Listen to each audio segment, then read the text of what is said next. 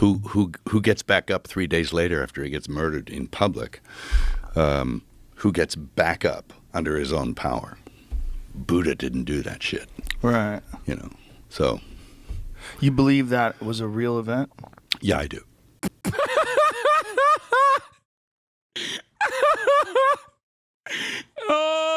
Mel Gibson was also on Joe Rogan being insane. Wait, what? Mel Gibson was on Joe Rogan. This story that you want to tell about good and evil, like, do you have a script, or is it just a thing in your head? What is it? Yeah, it's the resurrection story. I gotta but pee. it's not linear, because you can't really. It's hard to understand. So it's got to be put in a framework where you answer a few other questions as well. And you have to juxtapose the event itself against everything else so that it makes some kind of sense in a bigger picture, which is a hard thing to do. And it took my brother and I and a guy called Randall Wallace, plus my brother and I, took us 6-7 years to write it. So are you doing this with historians as well? Are you trying to make it? Yeah. Yeah. Yeah, historical stuff. Well, I regard the Gospels as history. It's verifiable history. Some people say, oh, it's a fairy tale. He never existed, but he did. And there are other accounts, verifiable historical accounts outside the biblical ones that also bear this up, that yes, he did exist. And the other aspect of that is that all the evangelists, the apostles who went out there, every single one of those guys died rather than deny their belief. And nobody dies for a lie. Nobody. Right. So that's part of what I'm doing. It's like showing nobody dies for a lie. Yeah. Well, the resurrection is the one that is the most difficult for people to swallow. Yes. That's the one that requires. Dude, what has happened to Joseph Robinette Rogan? Actually, he's like leaving 30K people to get radicalized by Joe Rogan. Yeah, everyone is going to be radicalized instantaneously. It's like give it enough time. I feel like he's going to be anti-weed. Bills can't be that high. I just don't understand. Like, I feel like he is lost the plot in such spectacular fashion. Yeah, like he's like, the Jesus stuff seems real. Also, one of the fun little, one of the most insane parts about this story is that, yes, apparently Mel Gibson's house was actively burning down while he and Joe were openly doubting climate change on this broadcast. And that Mel Gibson talked about curing cancer with, that's right, ivermectin. Hold on. Let's finish this and I'll get to that too. Faith in the most belief. Yeah, resurrection. Yeah. Who gets back up 3 days later after he gets murdered in public, who gets back up under his own power. Buddha didn't do that shit. Right. So. You believe that was a real event? Yeah, I do.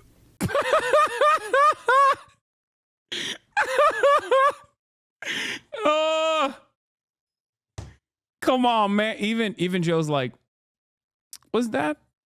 You think that's real? You think?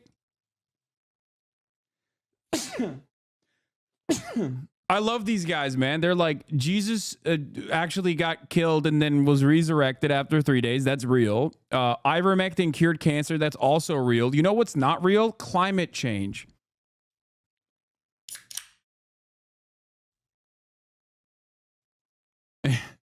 I love the Buddha didn't do that shit line in it too. He's just like, yeah, El Buddha.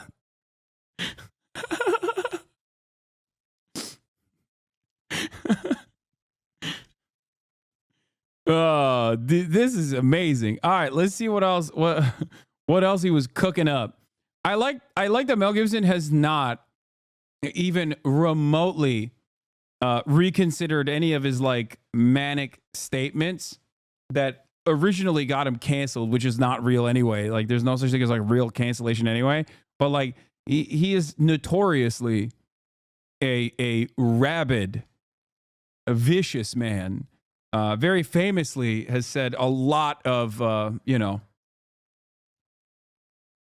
inappropriate things. I'm trying to be as nice as possible. I'll tell you a good story. Okay. I have 3 friends. All 3 of them had stage 4 cancer. What kind of toxic? This man is radiating toxic fumes or something. If all 3 close friends all had cancer after listening to Mel Gibson talk. All 3 of them don't have cancer right now at all. And they had some serious stuff going on. And what did they take? Jesus. They took some, what you've heard they've taken. Ivermectin. Fenbendazole. Fenbendazole. Yeah. I'm hearing that a lot. They drank hydrochloride something or other. There's studies on that now where people have proven that they... Bro, do these guys have like a ivermectin sponsorship? Like, what's going on? The producers of ivermectin have come out and been like, no, dude, this is not like some kind of miracle drug. Yeah, they drank hydrochloric acid, dude. Hydrochloride. They drank hydrochloride. Why is he nodding his head like that? Because he's mentally unwell. What are you talking about? It's just like, I don't know why they are so invested in ivermectin. Like they shill ivermectin like they got stock options. Okay.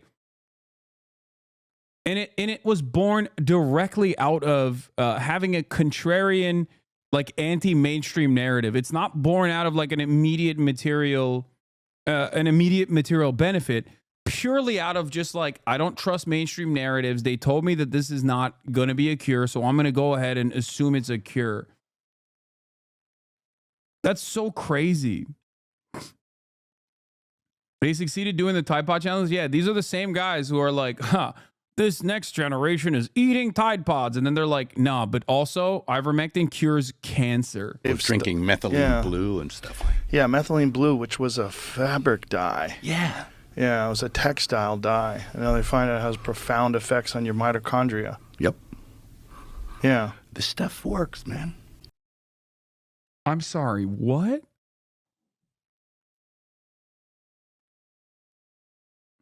My mom had cancer and she was easily suggestible due to the sickness. Stepdad was an ivermectin nut and convinced her. Needless to say, she hasn't been with us for over 3 years now. I'm sorry about your loss, chatter. Just remember that your mom is not alone in this, okay? There are incredibly powerful, incredibly intelligent people with endless amounts of resources that find themselves in a similar predicament, Steve Jobs being famously one of these nutters, okay? Not calling your mom a nutter, but, this is unfortunately all too common. And you can watch 2 incredibly wealthy people have this conversation with one another right now. Like, I think Mel Gibson is a real one. Like, I think he actually personally thinks that drinking chemical dye would save him. There's a lot of stuff that does work, which is very strange because, again, it's profit. When you hear about things that are demonized and that turn out to be effective, you always wonder, well, what is going on here? Mm-hmm. How is our medical institutions, how have they failed us so that things that do cure you are not promoted because they're not profitable? Okay, but like America is one of the few countries where everything is for profit. Like, this is the thing I don't understand. So for all of these other nations where they don't have for-profit healthcare, I guess pharmaceuticals are still technically for-profit, even if the government is mass purchasing them at much lower prices overall. Like, why is their solution to eradicate the for-profit aspect of healthcare across the board, all the way to the pharmaceutical corporations? Like, why do they never arrive at an anti-capitalist thought? It's right there. You're literally saying the words. The words are coming out of your mouth. And yet, for some reason, It's just not even a question. Like, how can you openly say, it's akin to saying openly, okay, capitalism is a massive problem. These parasitic forces have destroyed society because they constantly put profit over the interests of people. And that's why you have to drink bleach. Like, how is that your, like, how do you go from point A to point Z? How do you go on this journey? It doesn't make sense. He just openly says the words, profit is the reason why these companies operate the way that they do. And then their solution is to drink bleach because the profit centers are telling you not to drink bleach. It blows my mind that you can't just go, you know what the solution to this is? The eradication of the profit motive. It's never that. And it's crazy because I could sit here every goddamn day of the week and tell you that for-profit healthcare is a major problem. Partially because it, breeds these sorts of conspiratorial-minded people and leads them astray down dangerous paths, right? I could tell you that every day of the week, and people go, nope, you're one of them. You're one of the societal elites that doesn't want me to drink bleach. I just don't understand it. People are so much more susceptible to these psychotic conspiracy theories before recognizing that the way that our systems are designed are unfair and broken. Mel Gibson reveals he couldn't walk for 3 months after taking Fauci's pet drug for COVID. Remdesivir kills you. I found out afterwards, and that's why I wonder about Fauci. Remdesivir is so lethal it got nicknamed Run Death is Near after it started killing thousands of COVID patients in the hospital, wrote Stella Paul, New York, in a previous report from the American Thinker in Epoch Times. The experts claimed that Remdesivir will stop COVID. Okay, let's watch I got COVID from my gardener, and he had it first, and then I got it. And I was like, did I grab the hose or what? What was, I don't know. But it was... Wait, that's not how you... That's like week one of COVID stuff, assuming that you got COVID transmitted through like surface contact. I guess he's joking. I don't know. I knew the guy for 20 years, and we both went to the same hospital, and he died and I didn't. Jesus. I think we both got Remdesivir, which is not good. Not good. Not good, man. Causes kidney failure. I know. I couldn't walk for 3 months after I had that stuff. Really? Because it kills you. I found out afterwards it kills you, and that's why. Bro, you just said you got COVID from your gardener. He died, and you couldn't walk for 3 months. Okay, maybe it wasn't the Remdesivir. Maybe it was the COVID. Like, what?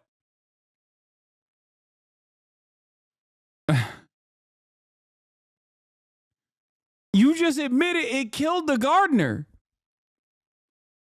Or no, oh my God, he doesn't think COVID killed the gardener. He thinks Remdesivir killed him. Oh my God, I'm sorry. I misunderstood what he was trying to say.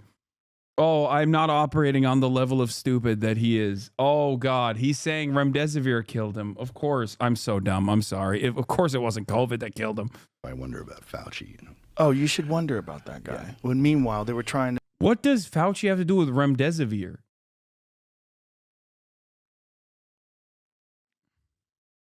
Stop people from getting monoclonal antibodies. Yeah. Well, they've restricted monoclonal antibodies, which is fucking insane because they wanted to promote that vaccine because they wanted to profit off of it, which brings us back again to evil. Mm-hmm. Evil's real. Mm-hmm. It's real. Putting money over human lives is evil. I agree. It's a real thing, and there's a temptation to do it. They take you for a communist when you talk about eradicating profit motive for companies. I guess you should specify for them that universal basic and primary needs should never be a profit-driven business. I do that all the time. It doesn't matter. People are so primed to become little cops and like read between the lines and assume the worst when you say things like that. Everyone is trained as like a little McCarthyist, okay? Everyone's got that dog in them. where they go, you're saying certain things like everyone deserves healthcare. That's some pussy shit. That's some real socialism right there. And I'm trained into thinking that that's a bad thing. If you were to tell me that big pharmaceuticals are profit driven and therefore you should eat cow manure, I would be more inclined to believe you. Funny how you called yourself dumb for not being able to understand dumb. Don't worry, homie, you're good, lol. No, I am dumb, just not that level of dumb. Okay, that there's levels to it.